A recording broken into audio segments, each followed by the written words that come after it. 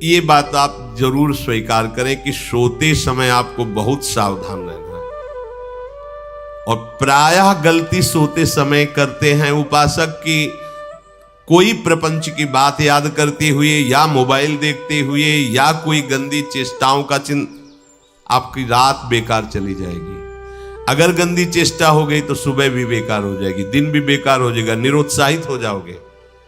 सोते समय आपको समय नहीं देना व्यर्थ चिंतन का। उसी समय विषय चिंतन होता है, उसी समय विषय भोग की आकांक्षा जागृत होती, उसी समय विषय देखने की इच्छा होती। मोबाइल है तो जिस समय आप अपनी शैया पर जाएं स्विच ऑफ कर दें। उसमें मैसेज घंटी आने का कोई भी रास्ता मत रखें। मान लीजिए आप उपासक हैं भगवत प्राप्ति के, 30-35 वर्ष ये नहीं था तो सब मर नहीं गए थे। और बोले इमरजेंसी, जब इसकी 30-35 वर्ष से पहले इसकी कोई रचना नहीं थी, मुझे लगता है, क्योंकि 30-35 वर्ष में ही इसका विस्तार देखा है। नहीं तो कभी किसी के पास मोबाइल नहीं। कोई बड़े अधिकारी तो इतना बड़ा हो, इतना बड़ा वाला हो, ऐसे रखते थे हो। नहीं तो मोबाइल तो हमें लगता है 30-35 वर्ष। तो फिर इमरजेंसी कैसे चलती थी? कैसे चलती थी इमरजेंसी?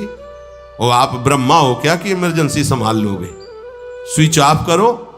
जो सब इमरजेंसी संभालने के लिए तैयार रात दिन न सोता है, वो हर समय जागृत रहता है, वो हमारा आराध्य देव है। स्विच ऑफ करो, चिंतन लगाओ श्री जी का। ये जो रात्रि के शयन के समय मोबाइल में इधर उधर दृश्य देखने हैं, अपने सर्वनाश का बीज बोना है। मान लो, हमारी प्रार्थना मान लो। ये उस समय मन आपको परेशान करेगा जब कमरे की सिटकिनी अंदर से बंद होगी। सबसे प्रार्थना है रात्रि के शयन के समय। तो बोले फिर ठीक है 10 बजे तक देख लेंगे मोबाइल, इसके बाद शयन के समय भजन कर लेंगे। होगा ही नहीं। क्या तुम देखना चाहते हो? प्रिया प्रीतम के सिवा और कुछ क्या देखना चाहते हो? वो तो सुभग सुंदरी सहज सिंगार, सहज शोभा सर्वांग प्रति सहज रूप वृषभानुनंदिनी। हमारी स्वामिनी जी की सुंदरता छुपाने के लिए आभूषण पहनाए जाते हैं। औरों को तो आभूषण सुंदरता बढ़ाने के लिए, यहां छवि के छिपाए बे को ऐसे के दास होके क्या देखोगे मोबाइल में? क्या देखना चाहते? वासना के क्रीड़ा, और तुम उस क्रीड़ा को देखना चाहते हो? परमार्थ के पथिक हो। देखना है तो प्रभु को देखने की वृत्ति रखो, अन्यथा मूंद लो आंखें। प्यारे, महान फल प्राप्त करोगे। सबसे प्रार्थना है एकांत में मोबाइल रूपी दुश्मन से बचो।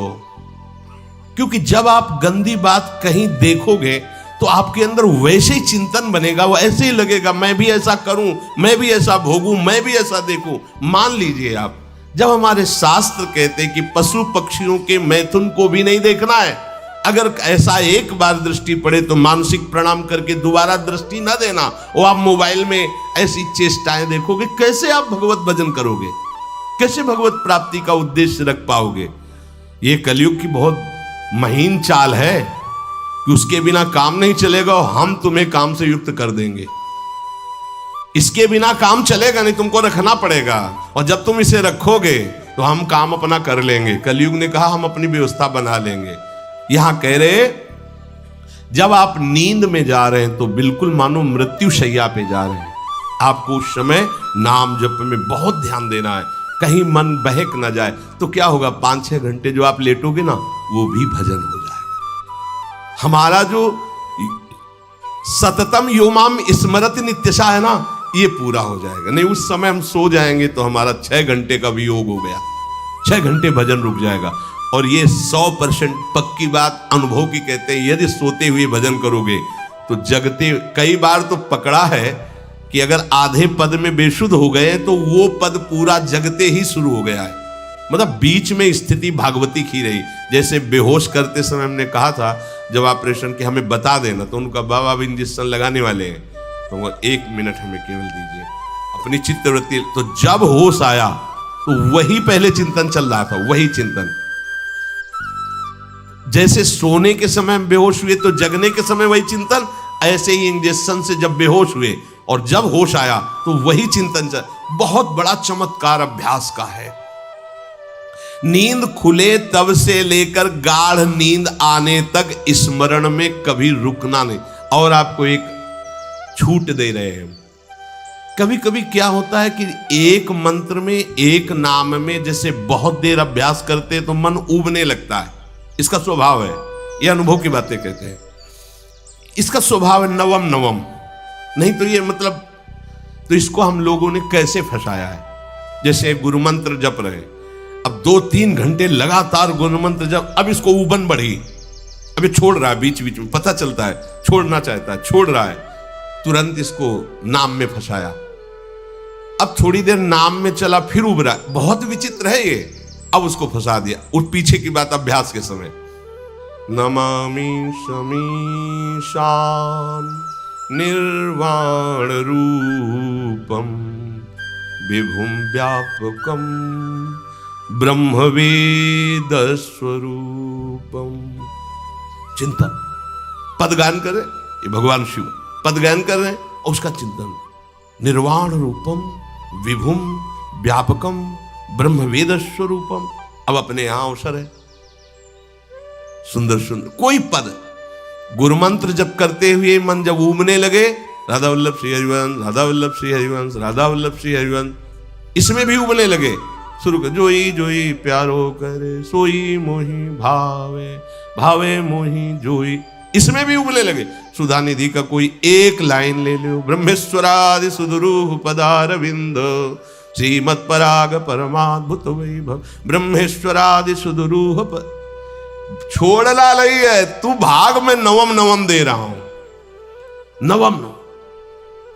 इसको फंसाने के लिए आपके पास अस्त्र हो, जैसे यहां चाकू, यहां पिस्तौल, तलवार, ये वो सब बिल्कुल वीर सजा रहता है, ऐसे ही अपने लोग सजे रहते। छोटा राधा, अब एकदम चिपक गया है आके, तो कैसे मारे, तो छोटी चाकू है ना वैसे। राधा राधा राधा, थोड़ा दूरी राधा वल्लभ श्री हरिवंश, थोड़ा और दूरी गुरु मंत्र, बड़े बड़े अस्त्र अपने पास रख ले। बहुत भाग रहा है तो फंसा दिया। प्रथम यथावति प्रणव श्री, अब लग पूरा पदगा, पूरा पदगा उसमें लग, प्रथम यथामति प्रणव। भोजन पाते समय ऐसा अभ्यास किया है, 1 घंटा के पहले भोजन नहीं होता, चाहे 2 रोटी पालो, समय लगता है आराम, एक एक नाम, एक एक, कुछ भी हल्ला मचाओ, कोई फर्क नहीं पड़ेगा, अपना चलेगा। अभ्यास स्नान के समय, भोजन के समय, किसी क्रिया के करते समय, किसी से बात करते समय, सोते समय, ये विशेष स्थान जहां में सावधान रहना है। या भजन छूटता है, ध्यान देना, यही भजन छूटता है। चलते समय, क्रियावान होते समय, प्रसाद पाते समय या किसी से बतराते समय, ये सब भजन के छूटने के स्थान है और यही पकड़ना है भजन को। जब आपको बिल्कुल न लगे तो मानसिक सब बंद कर दो और गुनगुनाने लगो। जो धुनी आपको अच्छी लगे उसी में नाम, कोई नाम लेके, संसार का चिंतन न होने पावे, चाहे जो कुछ तुम जहां तुम्हारा मन आवे, गंगावरी गोदावरी कुछ भी, भागवतिक चिंतन के सिवा संसार के चिंतन न होने पाए। पहले ऐसे अनन्य बनो, फिर बाद में अनन्यता आती, रसना कटो जो अनरट। हाँ भी विषय चिंतन कर रहे हैं, प्रपंच कर रहे हैं, बोले रसना कटो जो अनरटो। और नहीं बोल सकते, प्रपंच बोलेंगे बस, रसना कटो, ये शब्द वहां नहीं आते। पहले हम आपको छूट देते, भक्त चरित्र, भगवान की चरित्र, नाम, कीर्तन, मंत्र, जो भी चाहो, संसार का चिंतन मत होने देना, पहले ये पकड़ो। फिर आगे चल करके जब पवित्र हृदय होगा तब ये निष्ठा आती, रसना कटो जो अन रटो, निरखियन फुटो नयन। मान लो संसार का चिंतन नहीं करने देना है इसको, आप जैसे बने वैसे करो भागवतिक चिंतन। कोई नाम ले लो, कोई मंत्र ले लो, तुम्हें जो प्रिय लगे, हम छूट देते हैं। ये हम नहीं करें कि रसना कटो जो अन रटो, ये बाद की बात है। हमें पहले इसका संसार चिंतन रोकना है। कैसे छूटेगा, कैसे छूटेगा, हमें यह पकड़ना है। नहीं तो निष्ठा की बात, जो हरि नाम जगत त्रिशिरोमणि वंश बिना कबहू, हरिवंश बोलेंगे नहीं, हरि बोलना नहीं है, हरि बोलना नहीं, क्योंकि जो हरिनाम जगत शिरोमणि वंश बिना, हरिवंश बोलना नहीं है क्योंकि प्रपंच में रति। तो क्या करो, जो तुम्हें प्रिय लगे पहले उसे पकड़ो। ये हम अंदर की बात करें, प्रवचन की बात नहीं कह रहे। मन को फंसाना है हमें। राम कृष्ण हरि जहां लगे इसको लगा, पहले इसको फंसाओ, संसार का चिंतन न होने दे। गीता भागवत भक्त चरित्र कुछ भी कहीं भी इसे फंसाओ, पहले संसार का चिंतन न होने दो, फिर लाओ इसको घुमा के निकुंज वाटिका में, फिर तो भागेगा ही नहीं, फिर नहीं भागेगा। अब सीधे निकुंज वाटिका में किसी महाभाग्यशाली गुरु आश्रित का लगेगा, अन्यथा बहुत प्रपंची मन है। आप आश्रय इधर का लोगे, प्रपंच का चिंतन करोगे, बात बनेगी नहीं। चिंतन छोड़ना है हमें, जैसे बने तैसे संसार का चिंतन छूट जाए तो हम विजय को प्राप्त होंगे। ध्यान दीजिए, इस परमात्म तत्व को वही प्राप्त कर पाता है जिसका राग बीत गया है, खत्म हो गया है, वैराग्यवान। ज्यादा परिश्रम नहीं है वैराग्य में, विवेक नहीं होने के कारण हम वैराग्य नहीं धारण कर पाते। हम बाहरी बातों को वैराग्य ले लेते हैं, ऐसा कपड़ा बदल लेना या कपड़ा ना पहनना या लौकी का कमंडल, मिट्टी का पात्र, तो हम अपने को वैरागी। बात यहां नहीं रुकेगी। वैराग्य का इतना ही मतलब नहीं, ये भी एक बाह्य अंग है वैराग्य का, पर वैराग्य का सच्चा स्वरूप है वीतरागा। कहीं कुछ भी अच्छा नहीं लग रहा, कोई भी सुख आकर्षित नहीं कर रहा, लोक लोकांतर की प्रतिष्ठा, मान, सुख, ऐश्वर्य, व्यक्ति कुछ अच्छा नहीं, राग खत्म हो गया।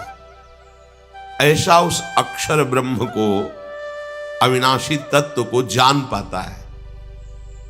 जगते भयो फिरे बैरागी, जैसी हरिवंश प्रपंच बंच सब ये काल ब्याल को खायो।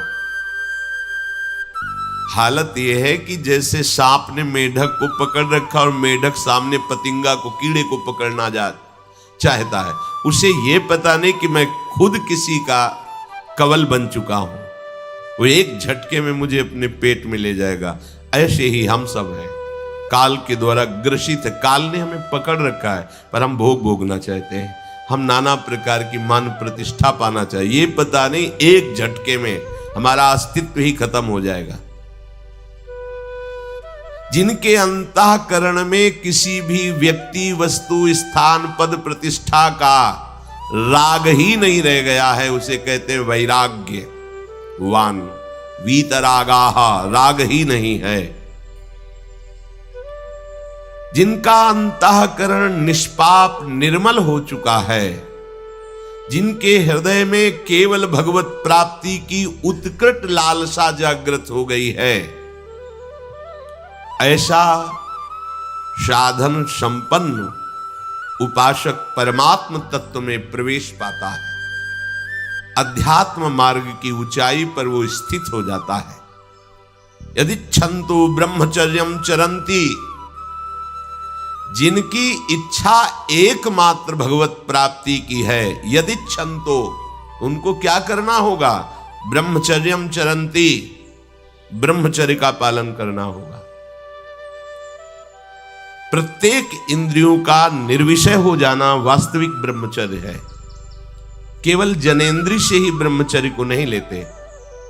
हमारी प्रत्येक इंद्रिय भोगों से रहित होकर भगवत अनुराग में, नेत्र प्रभु को देखना चाहते हैं, त्वगेंद्रिय प्रभु को स्पर्श करना चाहती है, घ्राणेंद्रिय प्रभु के श्री अंग की गंध पाना चाहती है, श्रवणेंद्रिय प्रभु के वचन सुनना चाहती है।